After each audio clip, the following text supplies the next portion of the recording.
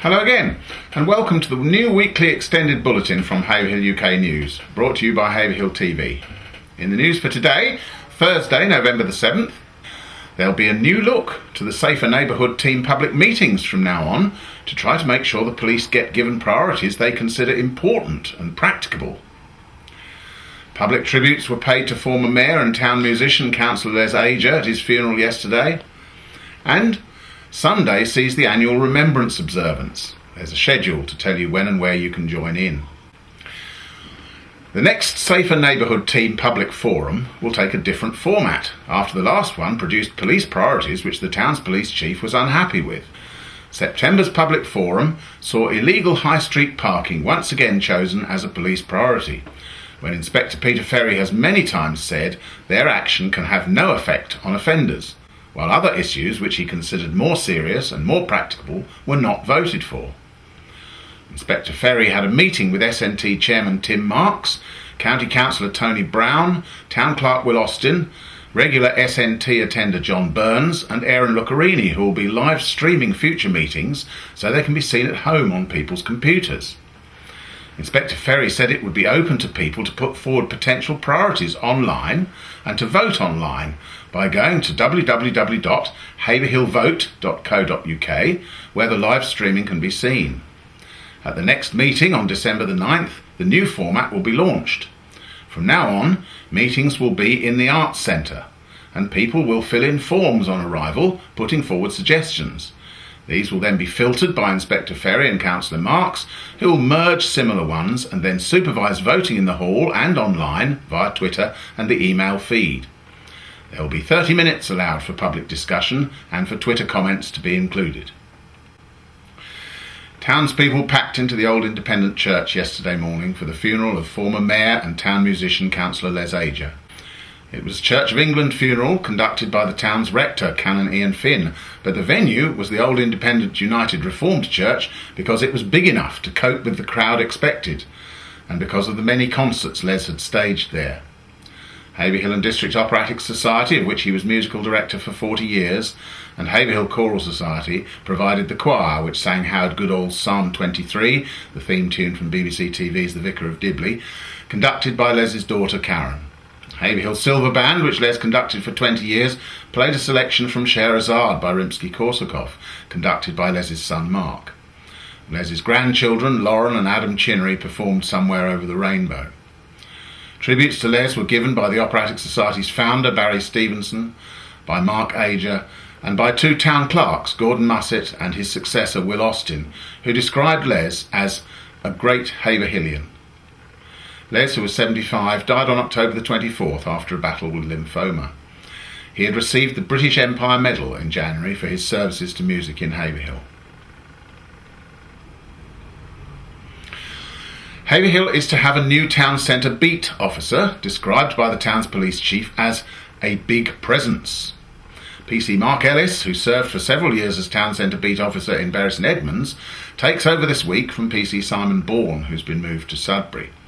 PC Ellis, who has been on the response team at Haverhill for the past 2 years, moves to the SNT with the clear brief of sorting out town centre issues. Inspector Peter Ferry said he wanted PC Ellis to be a big presence in the town, literally as well as metaphorically. He is 6'4" tall. He said he was an old-style beat officer, and he hoped he would help deal with the parking issue, as he would be walking up and down the high street much of the time. Sergeant Gary Miller has taken over today from Sergeant Sarah Bartley as the SNT sergeant in Haverhill. And a new temporary sergeant on the response team arrives from Bury St Edmunds soon, Sergeant Claire Burgess. And tickets are again being issued to offending motorists in the long-running battle over illegal parking in Haverhill High Street.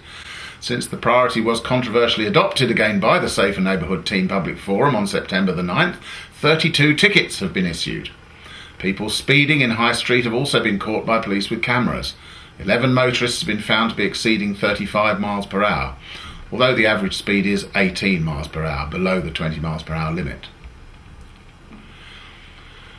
An area of Haverhill Business Park which has remained undeveloped for 15 years, despite all efforts to market it, may be given over for housing development if owners Carisbrooke can get approval. Carisbrook, which owns the business park and is also developing the new research park at the other end of the town, showed its proposals to Haverhill Town Councillors meeting last night.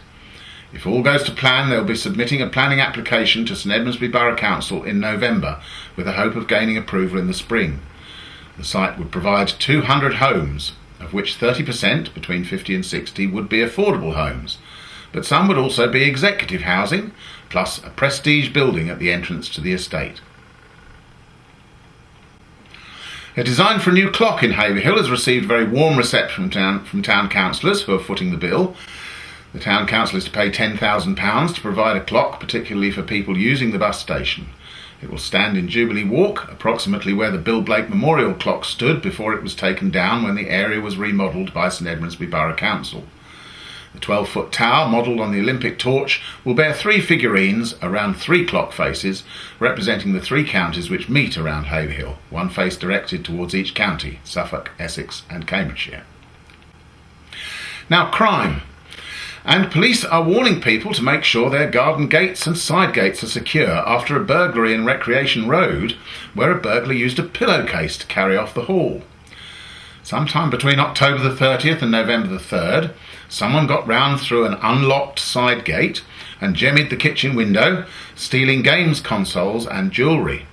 An Aspire notebook, an iPad, a DS Blue and a DS Black games consoles, an Arsenal money box containing £50 and gold jewellery worth around £100 were all packed into a pillowcase by the thief to carry away.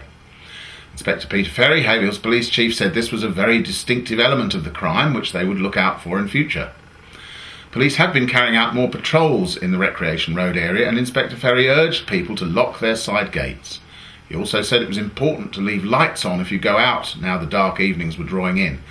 At 5 p.m, if a house was in darkness, he said, burglars knew there was no one in. And police are appealing for witnesses after a daytime burglary in Haverhill. The incident occurred between 1:20 p.m. and 2 p.m. on Tuesday at an address in Welham Close. And the thief gained entry to the property via an insecure side door and then stole approximately £130 in cash from inside. Anyone who believes they may have seen any suspicious activity in the area or who has any information about this crime is asked to contact DC Ben Clark at the Bury St Edmunds Priority Crime Team on 101 or Crime Stoppers anonymously on 0800 555 111. And there is also an appeal for witnesses after 2 cars had windows smashed last week. The first incident occurred between 7:30 p.m. on Sunday, October the 27th and 6:30 a.m. the following day in Cambridge Way. A blue Vauxhall Tigra parked in the street had a side window smashed and a handbag was stolen from inside. The second crime took place between 2 p.m. on Monday, October the 28th and 8 a.m. next morning in Chauntry Road. A lump of concrete was thrown through a side window of a grey Vauxhall Astra parked in the street, and the glove box was then searched, but no items were stolen. Anyone with information about these incidents is asked to contact PC Rupert Bainan at Haverhill Police Station on 101 or Crime Stoppers anonymously on 0800 555 111. And police are wanting information after a motorbike was stolen in Haverhill. It happened between 6 p.m. last Wednesday and 6:45 a.m. the next day in Bures Court. The motorbike, a black Yamaha FJ11, had been left parked securely in a bay opposite the Leiston Community Centre from where it was removed. Anyone with information about this theft is also asked to contact PC Rupert Bainan at Haverhill Police Station on 101 or Crime Stoppers anonymously on 0800 555 111. And finally, it's Remembrance Time on Sunday, and Haverhill will be following its traditional programme of observances in the afternoon, despite calls for the timing to be brought in line with many other places to take place in the morning. At 2:15 p.m, the Haverhill Royal British Legion Parade marches off from the Arts Centre car park. At 2:25 p.m, the civic procession leaves to go to Haverhill Cemetery, following the parade, down High Street and along Withersfield Road. At 2:40 p.m, all assemble at the cemetery for a wreath-laying ceremony led by the Mayor of St Edmundsbury, Councillor Terry Buckle, and the Town Mayor of Haverhill, Councillor Roger Andre. The parade then returns to the High Street for taking a salute on a dais outside the council offices as it marches past to St Mary's Church for the Remembrance Service. At around 3:15 p.m, the service in St Mary's Church takes place, concluding at 4:15 p.m. and followed by tea in the library for invited guests. That's all for today, but join us again next week, and meantime keep in touch by going to www.haverhill-uk.co.uk or following us on Twitter. And don't forget my weekly Heart of the Matter video blog on Saturday. Meanwhile, here's the weather for the next 7 days. What's it going to be like for Sunday's remembrance observances?